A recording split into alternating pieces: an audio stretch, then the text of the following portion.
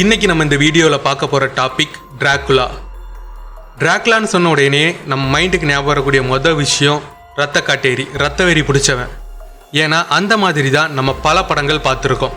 ஆனால் அவரோட வரலாறு கொஞ்சம் ஆராய்ச்சி பார்த்தோம்னா அவரோட கதையே வேற. 1431 ஹங்கேரி நாட்டில் இருக்கக்கூடிய வலேசியா அப்படிங்கிற குறுநிலத்தை ஆட்சி செஞ்சுட்டு வந்த மன்னர் வம்சாவளியில் வந்தவர் தான் விளாட். இவரை பிற்காலத்தில் விளாட் தி இம்பலர், கவுண்ட் டிராகுலா அப்படின்னு கூப்பிட்டு வந்திருக்காங்க. விளாடோட அப்பா துருக்கிய சுல்தானுக்கு கரெக்டாக கப்பம் கட்டிட்டு வந்துட்டு இருந்திருக்காரு. ஒரு நாள் கப்பங்கட்ட தாமதமானதுனால அந்த துருக்கிய சுல்தான் விளாடையும் அவரோட சகோதரர் ரேடையும் பிணைய கைதிகளா கூட்டிட்டு போயிடுறான். விளாடோட அப்பா கப்பங்கட்டி முடிச்சதுக்கு அப்புறமா அவங்க 2 பேரையும் தாய்நாட்டுக்கே கூட்டு வர்றதுக்கு ட்ரை பண்ணியிருக்காரு. ஆனா விளாடோட சகோதரர் ரேட் வலேசியா மாதிரியான குறுநிலத்தை ஆட்சி பண்றதுக்கு பதிலா துருக்கிய சாம்ராஜ்யத்திலே இருந்தா நமக்கு இராணுவத்துல மிகப்பெரிய பதவி கிடைக்கும்னு நம்பி அங்கேயே இருந்துடுறாரு. விளாட் தான் அப்பாவோட திரும்பி வந்துடுறாரு. தான் அப்பாவோட மறைவுக்கு அப்புறமா அரியணைக்கு வராரு.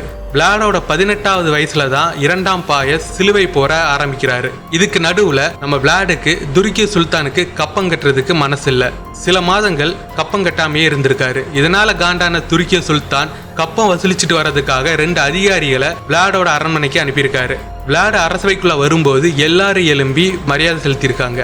ஆனா அந்த 2 அதிகாரிகளும் இவருக்கு எந்த ஒரு மரியாதையுமே கொடுக்கல.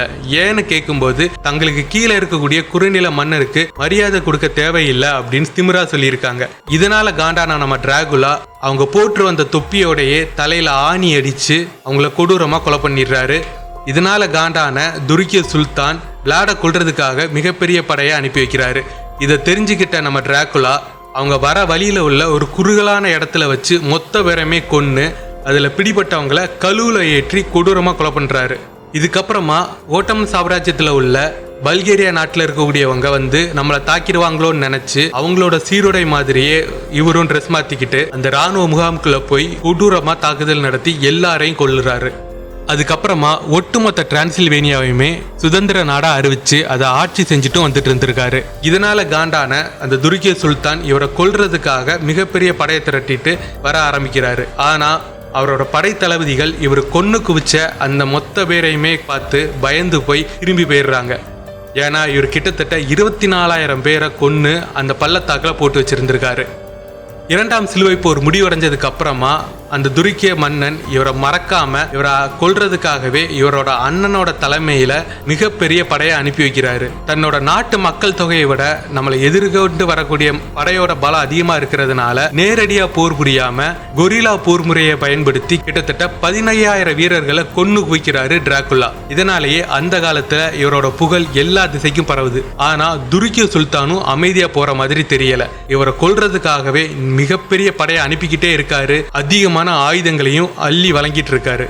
ஒரு கட்டத்துல தாக்கு பிடிக்க முடியாம நம்ம டிராகுலா நேரா போய் ஹங்கேரி மன்னன் கிட்ட உதவி கேட்கிறாரு. ஆனா ஹங்கேரி மன்னன் துருக்கிய சுல்தான் மேல இருந்த பயத்தினாலேயே இவருக்கு உதவி பண்ணாம இவரை கைது செஞ்சு சிறையில் அடைச்சிடுறாரு. கிட்டத்தட்ட 12 வருஷம் சிறையிலே இருந்த நம்மளோட டிராகுலா சிறையில இருந்து வெளியே வந்து வெறும் 4,000 படை வீரர்களை திரட்டிட்டு மறுபடியும் வலேசியா மேல போர் தொடுத்து அந்த இடத்தையும் கைப்பற்றுறாரு. அரச நாட்டும் ஆகிறாரு. இவரோட கொடூரமான போர் குணத்தை பார்த்தும் இவர் வழங்கக்கூடிய கொடூரமான தண்டனைகளுக்கு பயந்தும் பல இராணுவ தளபதிகளும் படை வீரர்களும் இவர் பக்கம் வரதுக்கே பயப்படுறாங்க. அந்த அளவுக்கு மிக கொடூரமான தண்டனைகளை கொடுத்திருக்காரு. அவரோட கடைசி யுத்தத்துல துருக்கிய சுல்தானுக்கு எதிராக போர் புரிஞ்சுக்கிட்டே வீர மரணம் அடைகிறாரு. அவர் இறந்ததுக்கு அப்புறமா தான் அவரை பத்தின பல பொய்யான செய்திகள் வர ஆரம்பிச்சது. உதாரணத்துக்கு அவரை ஏன் ரத்தம் குடிக்கிறவரு ரத்தம் காட்டேரின்னு சொல்றாங்கன்னா அவர் கழுவேற்றினவங்களோட ரத்தத்தை பிடிச்சி அதை அவரே குடிப்பாரு அப்படின்னும் நைட்டு நேரத்துல தான் அவர் வெளியே வருவாரு அப்படின்னும் அவர் அழகான பெண்களையும் குழந்தைகளும் கடத்திட்டு போயிருவாருங்கிற கட்டுக்கதையை பல இடங்கள் பரப்பி விட்டு இருக்காங்க. அந்த மாதிரி தான் இந்த கதைகள் எல்லாமே ஜெர்மனியில ரொம்பவே ஃபேமஸ் அப்படிங்கிறதுனால இவரோட உண்மையான வரலாறு மறைக்கப்பட்டு அழிக்கப்பட்டிருக்கு.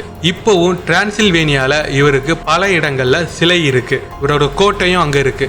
டிரான்சில்வேனியாவை பொறுத்த வரைக்கும் இவர் ஒரு சுதந்திர போராட்ட வீரர்.